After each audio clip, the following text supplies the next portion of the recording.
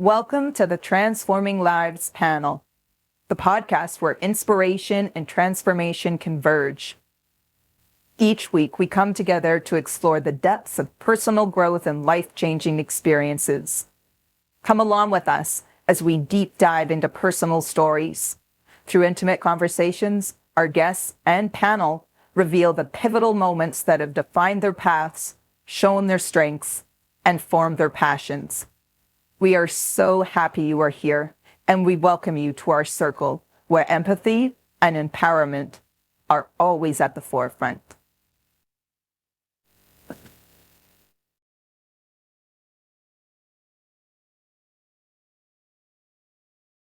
Hello to our listeners across the globe. Thank you for choosing to spend your time with us. I'm your host, Charmin, and I'm thrilled to greet you in our shared space. Welcome, Dr. Regina Lark. Thank you so much. So lovely to be here with you. Let me tell you about Dr. Regina Lark. In 2008, before founding her seven-figure company, Dr. Regina Lark excelled in a career in higher education. But when budget cuts eliminated her position at UCLA, Regina started over at age 50 and created a clear path from scratch. Today, Dr. Lark and her ninja organizers provide professional, physical, emotional, and psychological support to people who wish to clear clutter and chaos from their lives. Dr. Lark holds a PhD in women's history from the University of Southern California. Her work in that field informs her third and most recent book, Emotional Labor: Why a Woman's Work is Never Done and What to Do About It. She helps women rid their lives of emotional labor by offering concrete ways to identify and mitigate the cost of women's unseen, unnoticed, and unwaged work at home. So I want to encourage you, the listeners, to adjust your headphones, settle in, and let's get ready to unpick the old threads and weave new patterns together on this episode. Is there anything you would like to add to that wonderful bio? Oh, no. I think you said plenty. Okay. We are going to dive into the heart of emotional labor and so-called women's work. And I just love that title.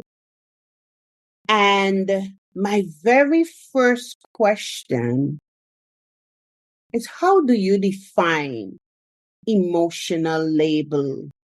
And maybe just explain, why is it often associated with the term women's work? Well, once again, thank you so much for inviting me to be here with you today. I love the title and the concept of your podcast. We don't talk about gender nearly enough. And when it comes to discussions of diversity, equity, and inclusion and belonging, the gender part of equity tends to fade in the background, especially when we talk about gender equity at home. We do talk about gender equity in the paid workforce, but most households are comprised, I would say the majority of the households are comprised of opposite sex couples. And there's a lot of gender inequality within those when it comes to household labor. So I just appreciate the theme and the format of your podcast. All right, let me answer your question. So the term emotional labor was first coined by a sociologist named Arlie Hochschild. And she wrote a book in the mid-1980s called The Managed Heart. And The Managed Heart focused on food servers and flight attendants, male or female dominated professions.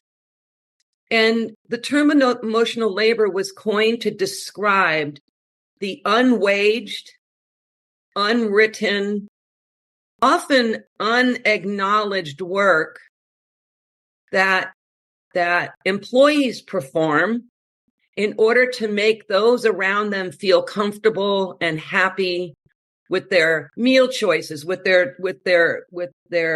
choices for having entered that restaurant or taken this flight. It's all about making your customers feel that you're the only person there for them. And it's a way of managing their emotions, negating however you feel. So the term emotional labor was situated in the paid workplace, but sociologists and journalists and psychologists and professional organizers like me, we've taken it out of the paid workplace and focused on, well, what does emotional labor look like at home? Now, at home, the concept of emotional labor is very similar to what we had seen in Hochschild's work. The goal of emotional labor at home is to help those around you that you love and give care to. You help them to feel loved and wanted, and that their needs are met, and that they want for nothing, and that you're there to supply that for them. Often to the neglect of yourself. But it's so funny. I just had a light bulb moment. We talk about this concept of being, we heard the term, the me generation. Me generation is, I'm going to get my education and I'm going to get the jobs that I want. But we never hear the me generation taking place in the household, because that would be too selfish. We're living with a lot of people, and you've got to. So again, this idea of the emotional labor, it's invisible. It's way undervalued. Yes. It doesn't include currency. It's non-waged. It's layer upon layer upon layer of thinking about what's coming up next. What needs to happen? Are we out of ketchup? Do the socks match? It's it's February. We've got to start thinking about summer vacation. Where are the kids going to go when school's out? It's this layer upon layer upon layer of thinking about what has to happen, then putting the plan into place, then execution. The mental load, thinking about the mental load of emotional labor, helping people feel loved and wanted. And then the physical part of all of this, it's a constant 24 hours a day, 7 days a week way of showing your love. And again, it's important to the well-being and comfort and care of our culture and society. We need to have the emotional part of the work that we do at home. We love showing love. We love feeling loved. But all of this work tends to fall on the shoulders of women. And it's as if, because she was born with a particular body part. Come on. It's as if, because she has a vagina, it's easy work for her, that this is her work, that this is what she's supposed to be doing. I thought a while back, we hear a lot the term labor of love. And Yeah. that work of the household is a labor of love. And I think, geez, the emphasis has always been on the love and Mhm. never on the labor. Mm. So here you have, the work of the household has changed. It's gotten a lot more. There's more coming in through our front door. Not similar to 50 or 100 years ago. 50 or 100 years ago, the majority of women, white middle class women, were not working necessarily outside the home. And so the home was their domain. The home was where the love and the work happened. But when you have this ethos of emotional labor of love, a woman's work is never done. These phrases have crossed all class boundaries, have crossed all economic boundaries. So the idea that a female, a woman, a wife, a mom is solely responsible for the management of the household, whether she has a paid 40 plus hour job outside the home or an unpaid, 100-hour a week inside the home, whether she's a full-time homemaker or a full-time employee, it matters not. The role of household management falls squarely on the shoulders of women. Even though culturally, economically, socially, so much has changed outside of the household. Women are earning PhDs, they're CEOs, they're CFOs, they're changing careers midlife. I mean, there's so much opportunity for folks who have the brain power and the wherewithal to get out there and get what they want. But they still come home to a sink full of dishes and piles of laundry. And it's seen as her responsibility. So the emotion, so I think about the mental load, thinking about what's coming up next, of the emotional labor. We're thinking about what's coming up next because we want this person in our life to feel that we have their back. I'm going to make sure you go to camp this summer. I'm going to teach you how to drive this summer. Whatever, thinking about what's coming up because the person that you love needs to have this from you. And then the physical part of actually following through on the mental load of the emotional labor. My gosh, that's a lot of work. It's a lot of work. It is, Dr. Lark.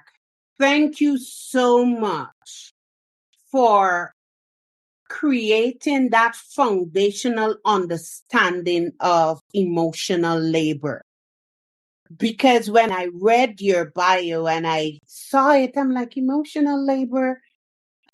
In my head, I'm saying, we do that flawlessly and effortlessly, but listening to you, it's like we're forced to compartmentalize all those different aspects of emotional labor and function professionally and personally in sync with all of the expectations. It's like I'm sitting there and like, Dr. Lark is highlighting another aspect of gender disparity. Thank you. Charmin, you're welcome. I'm going to dive a little bit into how this became an issue for me because I have a big education background on women's history. And then when I was 50 years old, as you mentioned, I started my professional organizing company, and I go in and I clear clutter. And I would meet women, and it's mostly women who call other women to do this work. I just read a book manuscript by my friend, Dr. Carrie Lane, and she talked about the double gendered nature of professional organizing. The double gender nature is that professional organizers are very good with the domestic side of the work, decluttering, organizing, the domestic part, but they're also good at carrying the emotional labor part. So when I started my work in organizing, and I would meet these really awesome women, smart, successful, educated, and their house is just a cluster of mess. Pardon me. When one of my early clients held up something benign like her mom's eyeglass case, because I was hired to help her mom, I was hired to help a woman declutter all the stuff she brought from her mom's house when her mom passed. So here I am trying to help her get through making decisions about what to let go. And she held up an eyeglass case and she says, "Is it okay if I let this go?" And I said, "Sure." But when I drove away from that experience, I thought I'd only known her about 20 minutes and it felt like she was asking me permission. And I just became very curious about that. And there were a couple other clients that I work with, really cool women, very flustered and anxious about the state of their home. So I took advantage of more education, and I found more education through the Institute for Challenging Disorganization. And what I learned is that a lot of people have clutter because of how their brain is wired. And what I've come to understand is the importance of our brain's executive functions. Now, I don't know if you or your listeners, if you've done shows about this, but our brain's executive function, prefrontal cortex, and it allows us, it's what got you and I on this call on time today and on the right day. It's planning, processing, sequence. A well-oiled executive function gets you places on time, allows you to manage yourself emotionally. So there are these processes in place in our brain that most people who are organized, their executive functions are running on all systems. In my family of origin, there are 6 of us. 4 of us are just like me. 2 of us need us. So here I am with this new knowledge about the brain's executive functions and how they dictate whether or not we have clutter. We're going to have, if we have terrible time management skills, we're going to have clutter because I'll get to it when I have time. I never have time. I run out of time. There never is any time. I'm always out of time because we don't have that healthy relationship with time. But this was my mother's, and I remember when she wore it, and no, I don't need it, and I will never wear it, but I remember when she did, and so I'm just going to keep it. So a lousy relationship with time and mismanaging your emotions, you're going to have clutter. So here I am with this new knowledge about the executive functions, working in the homes of these really talented, professional, successful women who aren't naturally good at the housework. It doesn't come easy to them. In the paid workplace, often, and I'm generalizing, I know I'm going to speak in very general terms. That's okay. But if she's a success in the paid workplace, chances are she could delegate all the stuff that she's not good at. Yep. Who does she delegate that to at home? If that is seen as her primary duty and responsibility. So even for the most organized person in the paid workplace, and then she comes home and sees the laundry and the dishes and the dog food that has just now spilled all over the kitchen floor.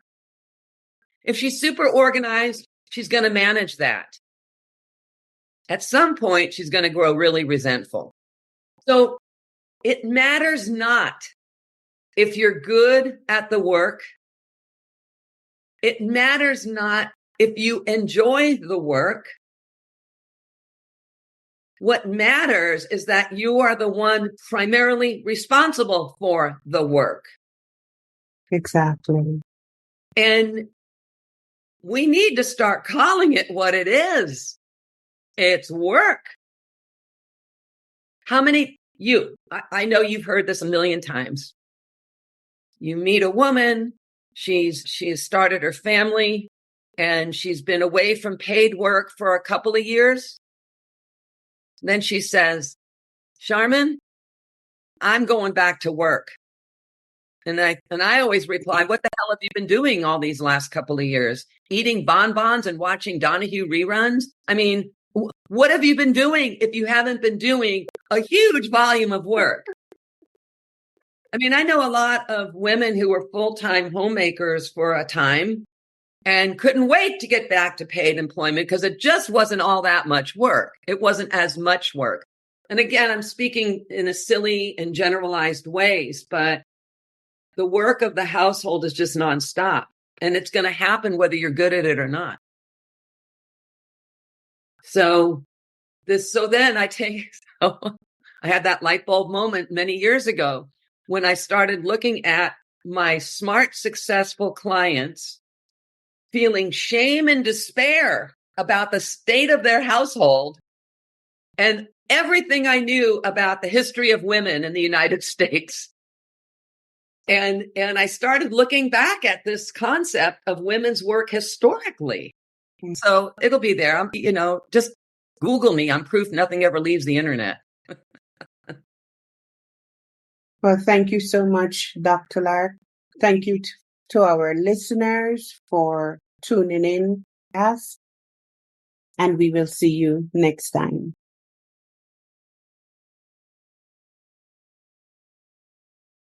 Thank you so much for joining us today on Transforming Lives panel.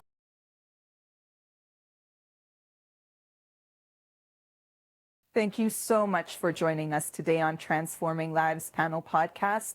We hope that you received some nuggets of wisdom and seeds to plant along your journey of transformation. If you enjoyed what you heard today, we encourage you to let us know and to share us with those that matter in your life. If you would like to connect with anyone from the panel or our guest speaker, you can find all of the ways to connect in our show notes. We have so much gratitude for you, and we are so thankful to be a part of your day. Until next time, take great care.